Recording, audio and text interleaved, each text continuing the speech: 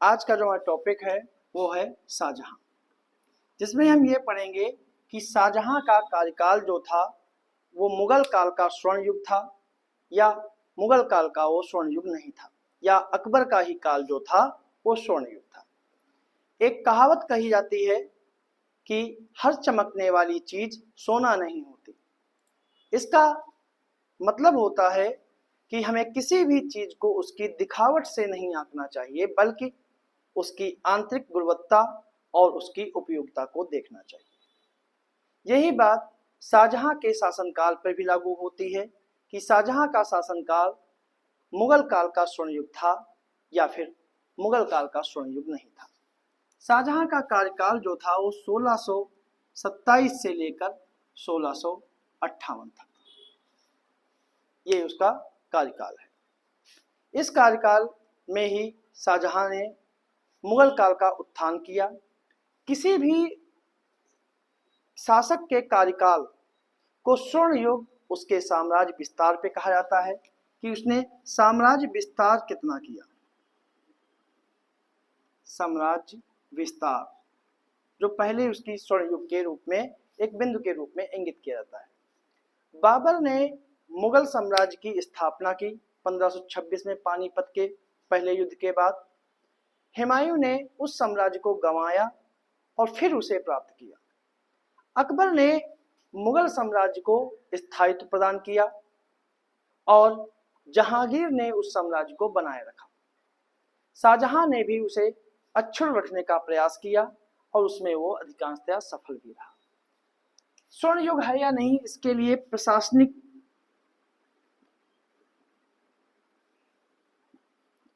प्रशासन भी कि किस शासक का प्रशासन कैसा है, इसके आधार पर भी ये देखा जा सकता है कौन सा जो किसका शासनकाल स्वर्ण युग है या नहीं है। या फिर व्यापार का विकास,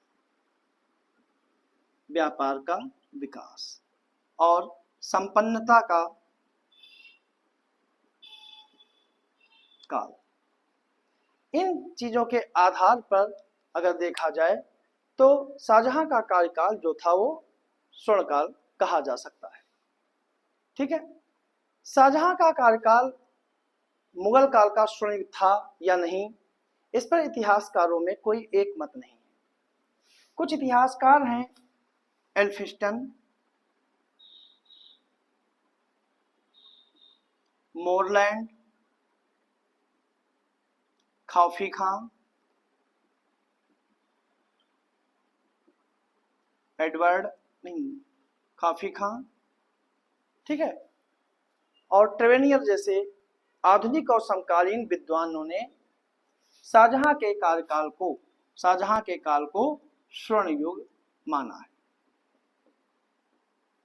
शाहजहां के काल को स्वर्ण युग माना है। शाहजहां के समकालीन एक पुस्तक है लुब्ब उत तवारीख के लेखक जो हैं वो है वृंदावन। उनके अनुसार पिछले शासन काल में जितनी उपज होती थी वह इस समय की चौथाई भी उपज नहीं थी। यानी कि इस समय शासन का शाहजहां के शासन काल में किसानों की आर्थिक स्थिति बहुत अच्छी थी। ठीक है, और बादशाह के पास इतना धन संग्रह हो गया था जितना कि उसके पूर्वज भी कभी एकत्र नहीं कर सके थे। इसी पुस्तक में कहा है जिन परगनों से अकबर को 3 लाख की आय होती थी, यानी अकबर के काल में 3 लाख की आय होती थी, उन्हीं परगनों से अब 10 लाख वसूल किया जाता है। खाफी का ने यहां तक कहा है कि अकबर भले ही विजेता हो या व्यवस्थापक हो या साम्राज्य का स्थायित्व प्रदान किया हो, लेकिन अपने देश की व्यवस्था, वित्त प्रबंध और प्रत्येक विभाग के संचालन की दृष्टि से अकबर की तुलना शाहजहां से नहीं की जा सकती। एल्फिंस्टन तो यहां तक कहता है कि शाहजहां के काल को संपूर्ण भारतीय इतिहास में सर्वाधिक महत्वपूर्ण काल मानता है कि उससे बेहतर कोई हुआ ही नहीं। एल्फिंस्टन आगे ये भी लिखता है कि शाहजहां जैसा महान प्रतापी शासक पहले कभी जन्म ही नहीं लिया है और उन्होंने ही मुगल काल को, शाहजहां के काल को मुगल काल का स्वर्ण युग माना है।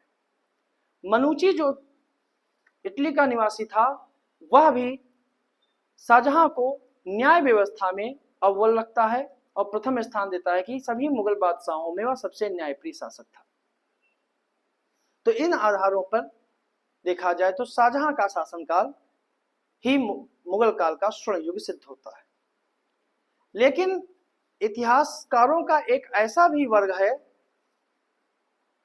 जो शाहजहां के स्वर्ण युग को एक भ्रम कहता है कि शाहजहां का स्वर्ण काल जो था वो कोई स्वर्ण काल नहीं, केवल एक भ्रम था।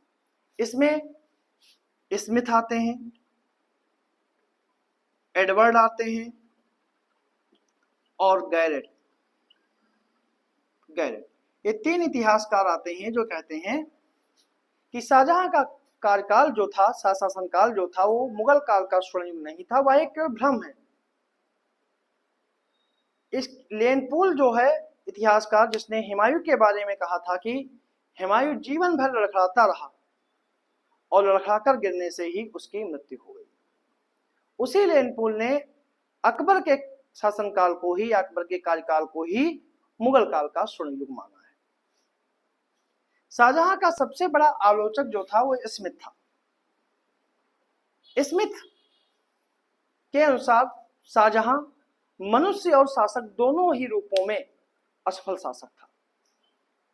कुछ इतिहासकारों का ऐसा वर्ग, एक और भी वर्ग है जो संतुलित दृष्टिकोण को लेकर चलते हैं, जिसमें यदुनाथ सरकार और A.L. श्रीवास्तव, ये दो इतिहासकार हैं जो संतुलित दृष्टिकोण को लेकर चलते हैं, जो एक तरफ कहते हैं कि हाँ स्वर्ण युग था और एक तरफ कहते हैं कि स्वर्ण युग नहीं था। इसमें श्रीवास्तव कहते हैं कि शाहजहां का शासनकाल, शाहजहां का शासनकाल इतिहास का स्वर्ण युग नहीं था, ठीक है, लेकिन कला, और कला में भी वास्तुकला का स्वर्ण युग जरूर था, क्योंकि इसके ही शासनकाल में बहुत अधिक मात्रा में इमारतें बनाई गई, चाहे ताजमहल हो या लाल किला हो, मयूर सिंहासन हो, ठीक है। तो ये सब जो वास्तुकला की जो बड़ी बड़ी इमारतें थी वो शाहजहां के शासनकाल में बनी, और उसी आधार, उसी वैभवशाली को देखते हुए इतिहासकारों ने शाहजहां के शासनकाल को स्वर्ण युग कहा। यदुनाथ सरकार ने भी श्रीवास्तव के मत से स्वीकार किया, और लेकिन इसके साथ वह भी लिखते हैं कि शाहजहां के शासनकाल में मुगल वंश की अवनति का बीज का रोपण हो चुका था, मतलब बीज रोपण हो चुका था, और यह समृद्धि के पतन के बीज थे। समकालीन इतिहासकारों और यात्रियों के द्वारा शाहजहां के शासनकाल को ऐश्वर्य और समृद्धि का जो चित्र अंकित किया गया है वह एक प्रयास देखा जाए तो भ्रामक है। साम्राज्य का धन वैभव का प्रतीक, बड़े बड़े स्मारकों का निर्माण या कला कौशल को आश्रय देकर देना मानकर इतिहासकारों ने शाहजहां के शासनकाल को स्वर्ण युग कहा। समृद्धि या वैभवशाली के क्या जो सभी स्तर, जो समृद्धि का जो स्तर था, क्या वो सभी को समान रूप से लोगों को हासिल था? यदि ऐसी बात नहीं थी तो समाज का बहुमुखी विकास कैसे माना जाएगा? शाहजहां के शासनकाल में सबसे पहली बात ये है कि शाहजहां के कार्यकाल में आम लोगों पर काफी ज्यादा करों का बोझ था। शासन में खर्च की मात्रा कई गुना ज्यादा बढ़ गई थी। बड़े बड़े भवनों के निर्माण में अपार संपत्ति खर्च की गई। नौकरशाही और राज दरबार की चमक दमक के नाम पर पैसा जो था वो पानी की तरह बहाया जाता था। खर्च का सारा भार जो है किसानों पर और औद्योगिक वर्गों को सहन करना पड़ता था। किसान और उत्पादक वर्ग साम्राज्य की रीढ़ थे। कर की मात्रा जो थी वो 1/3 से घटाकर 1/2 कर दी गई, जिससे किसानों को दैनिक जीवन में निर्वाह में कठिनाई हुई। नौकरशाही के दुर्व्यवहार और अत्याचार से आम लोग पीड़ित थे। उनके शोषण से आम जनता की आर्थिक स्थिति से बदतर थी।